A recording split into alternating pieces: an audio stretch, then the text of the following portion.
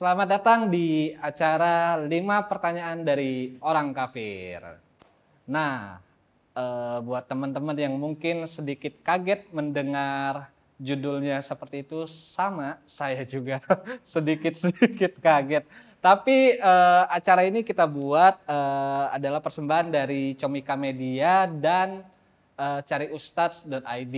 Nah, jadi acara ini kita buat kenapa dipilih judul 5 pertanyaan dari orang kafir, karena kita ingin meluruskan lah. Karena kan sebenarnya kata kafir dalam agama Islam berarti orang yang tidak percaya kepada Allah. Nah, sementara kita tahu bahwa cukup banyak kata kafir ini disalahgunakan menjadi kata cacian. Sama seperti kata Cina yang sebenarnya hanya merujuk kepada suatu negara atau etnis atau ras. Nah, sedangkan banyak juga dijadikan kata cacian. Nah, itu dari kita yang pengen coba kita luruskan di acara ini gitu.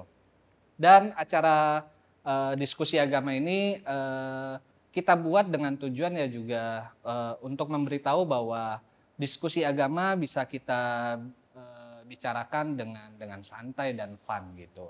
Nah, kali ini saya tidak sendirian karena saya sudah bersama Ustadz Ahong. Halo Ustadz, apa kabar? Halo, Koh Erwin. Baik. Nah, Ustadz Ahong ini, beliau ini adalah salah satu ustadz di cariustadz.id dan beliau juga mengelola website keislaman bincangsyariah.com dan pernah mendapat penghargaan Ma'arif Award 2020. Ya. Benar.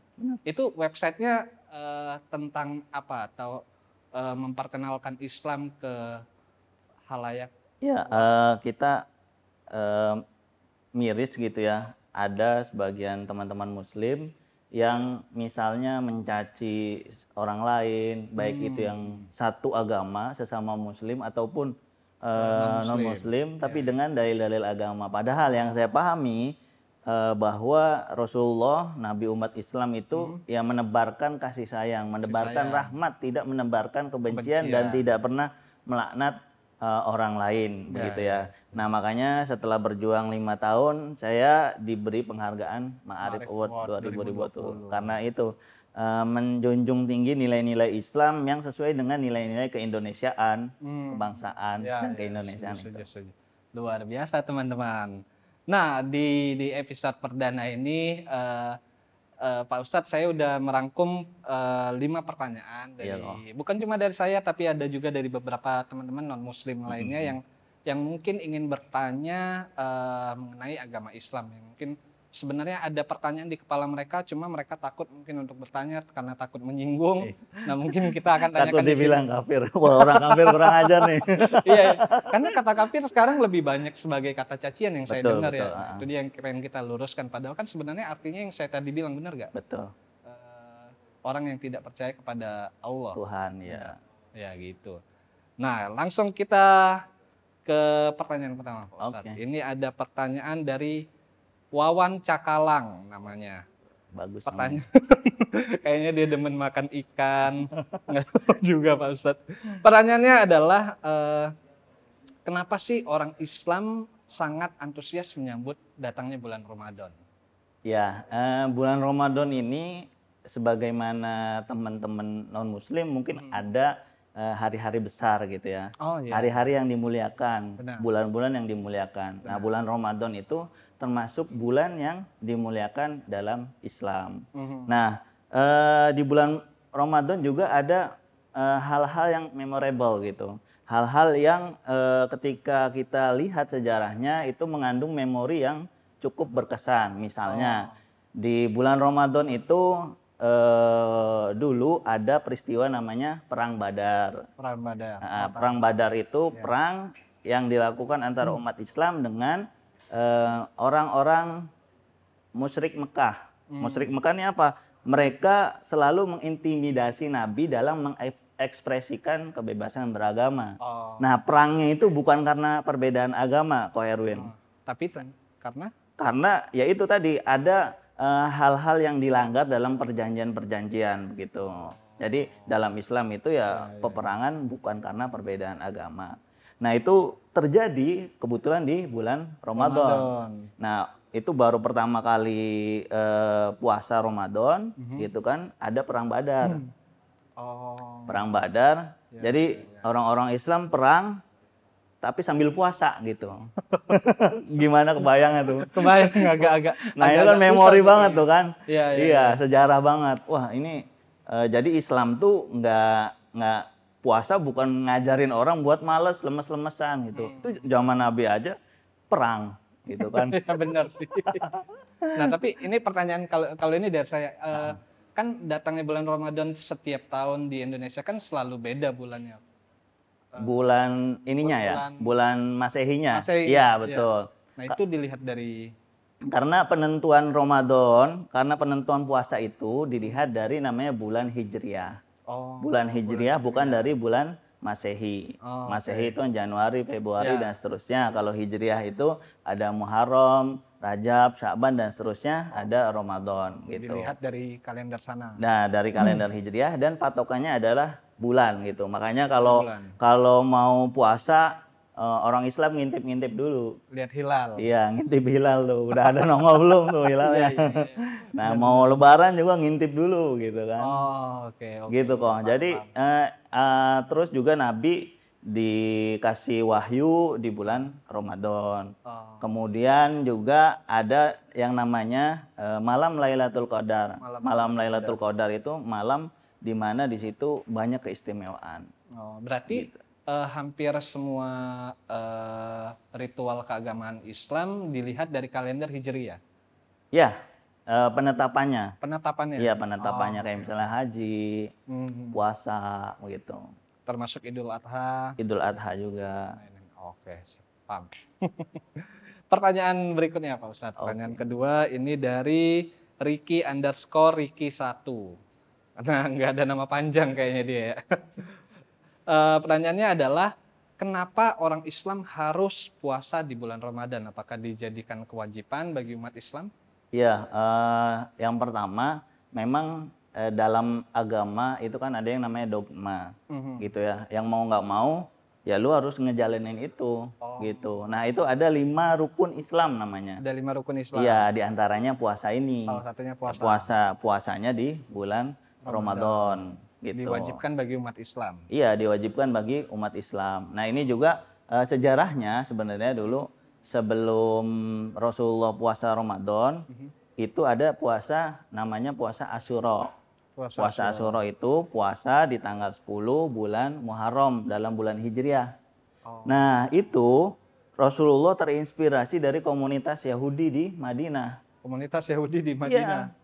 Ya, orang Yahudi puasa gara-gara Nabi Musa itu diselamatkan dari kejaran Firaun.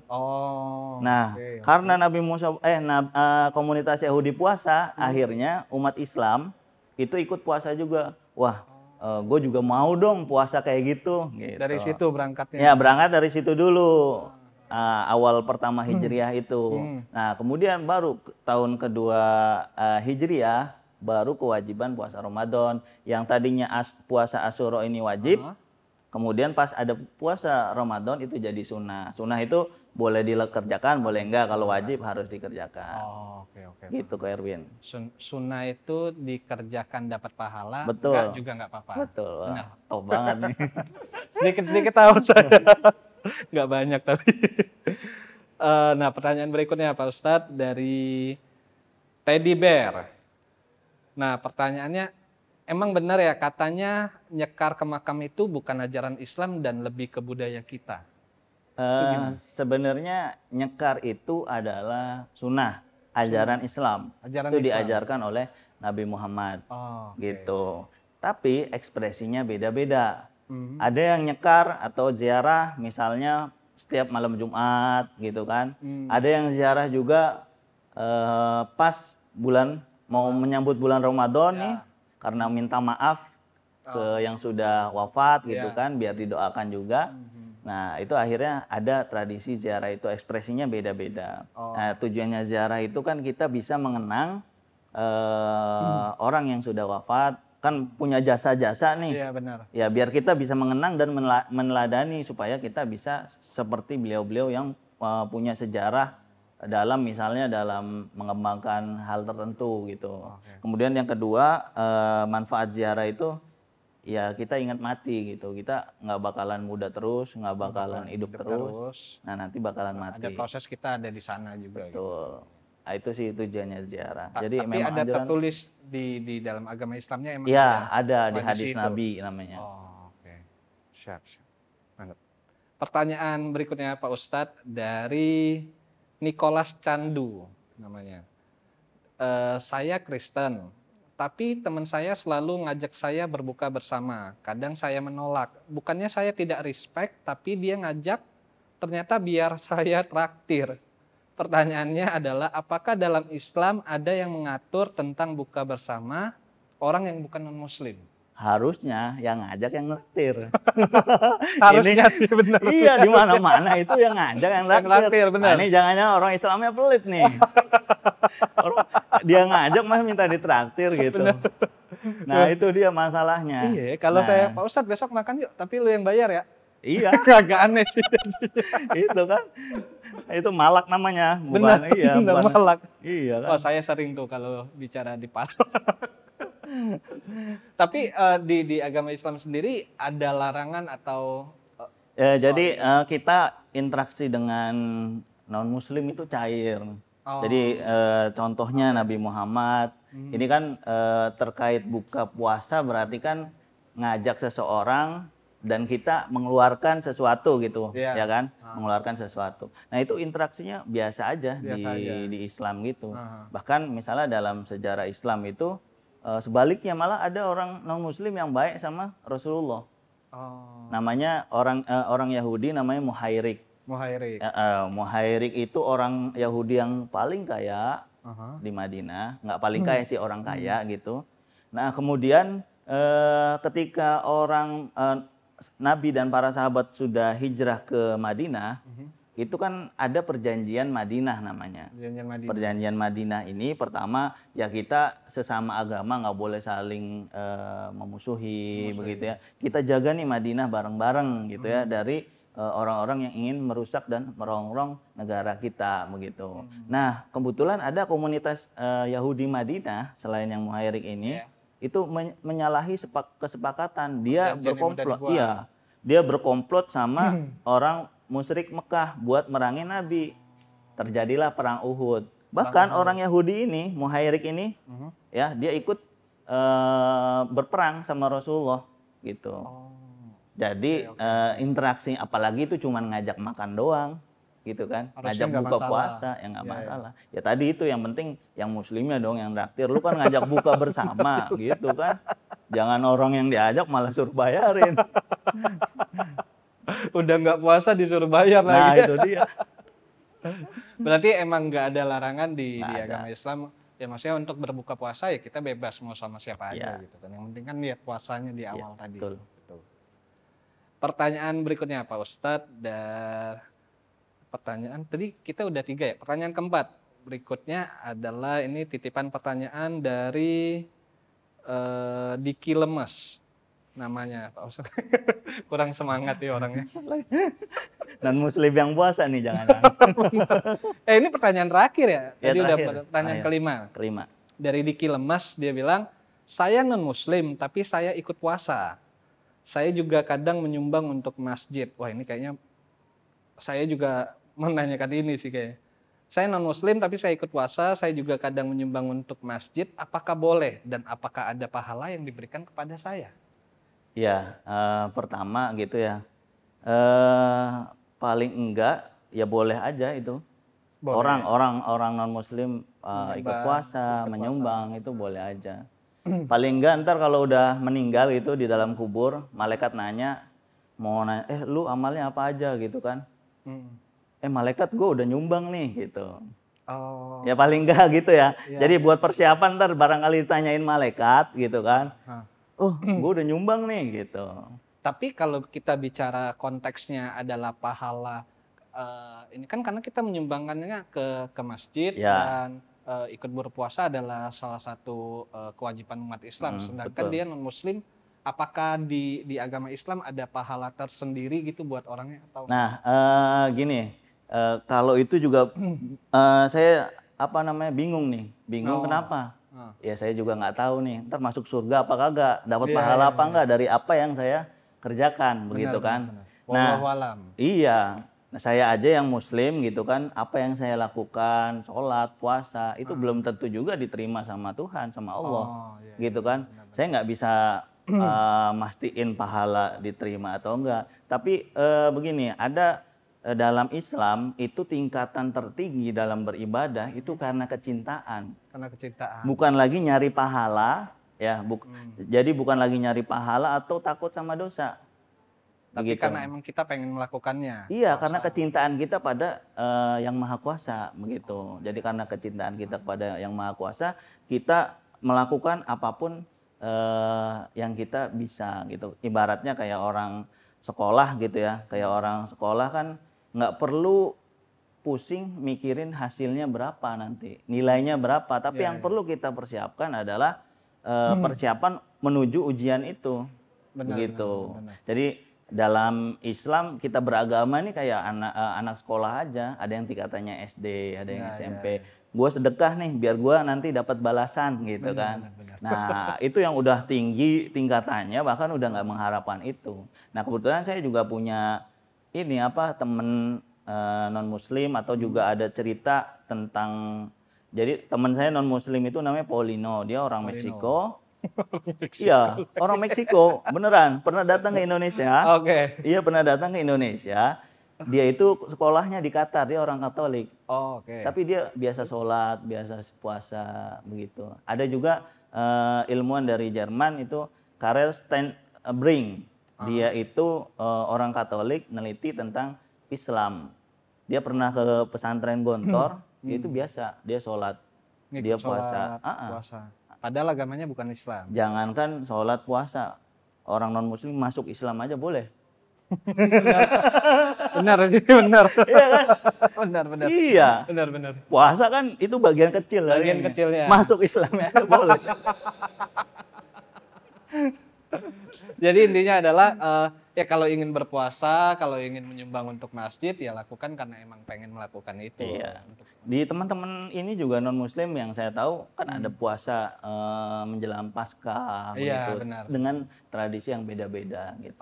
Nah kita makanya ya udahlah kita beramal aja. Karena apa? Karena kata Gus Dur, kata Gus Dur itu orang nggak bakalan ngelihat kalau kita berbuat baik gitu ya, kurang lebih seperti ini perkataannya. Kalau kita berbuat baik, itu orang nggak bakalan nanya suku lu apa, agama lu apa, gitu kan? Benar. Orang buat baik nyumbang masjid gitu kan. Lakukan aja. Iya. Nah karena Rasulullah juga dulu pernah dapat hadiah dari non Muslim, raja-raja Mesir, terus raja Persia. Hadiahnya ada macam-macam. Ada hadiah jubah gitu ya, jubah besi gitu dan lain-lain. Gitu. Rasulullah berinteraksi dengan non muslim itu ya biasa-biasa aja sebenarnya. Paham. Siap Pak Ustadz, terima kasih. Nah udah 5 pertanyaan untuk episode pertama ini saya cukupkan di sini Pak Ustadz pertanyaannya. Jadi buat teman-teman mungkin yang teman-teman non muslim atau mungkin teman muslim yang mungkin punya pertanyaan yang mengganjal di kepala, boleh bertanya, silakan tinggalkan komentar di kolom komentarnya gitu. Nah, kita akan bertemu lagi di episode-episode selanjutnya masih bersama saya Erwin Wu dan Pak Ustadz Ahong. Sekali. Sampai ketemu di episode selanjutnya. A'udzu billahi minasy syaithanir rajim. يا أيها الذين آمنوا كتب عليكم الصيام كما كتب على الذين من قبلكم لعلكم تتقون